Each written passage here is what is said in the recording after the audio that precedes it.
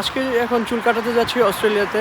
আর actually দেখবো অস্ট্রেলিয়াতে চুল কাটাতে কত টাকা লাগে বা কি হয়। অনেকের একটা ধারণা বা আমিও সবাই মনে করতাম যে দেশে থাকতে অস্ট্রেলিয়াতে বা নট অনলি অস্ট্রেলিয়া, পৃথিবীর যে কোনো দেশে বিদেশে চুল কাটতে অনেক টাকা লাগে।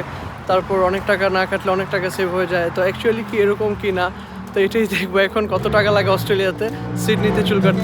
অলরেডি বারবার শপে চলে আসছি। এটার নাম হচ্ছে কিংসম্যান হেয়ার, আমার ফেভারিট মুভি একটা কিংসম্যান। আর যাই হোক, আর এটা হচ্ছে একদম অনেক হাইফাই আবার অনেক কম দামি এরকম না, মানে মিডিয়ামের মধ্যে। যখনই চুল কাটতে যাবো একদম খালি ছিল পুরো, আমি একাই। এটা হচ্ছে একটা টার্কিশ বার্বার শপ। আর most of the barber shop সিডনিতে যা যা আছে সবগুলোই বেশিরভাগই টার্কিশ বলা যেতে পারে।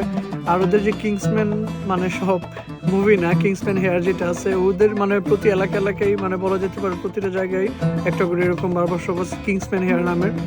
এটা মোটামুটি ভালোই, আর মানে ভালো। এই যে এখন আসছি টাকা দিতে, দেখি কয় টাকা নেয়। 25, yeah. Thank you.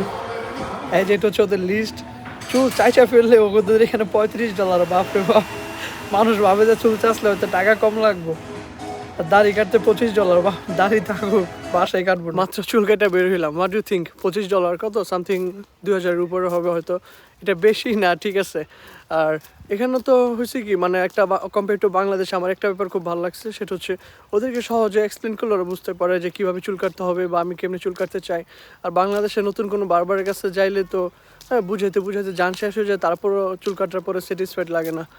আর এদিক দিয়ে ওরা ভালো। আরেকটা মেন ব্যাপার বলতে ভুলে গেছি, আমার দাড়ি আমি বাসায় কাটি নিজে ট্রিমার দিয়ে। হুদাই এখানে $15 $20 দেওয়ার কোনো প্রয়োজন নাই দাড়ি কাটার জন্য।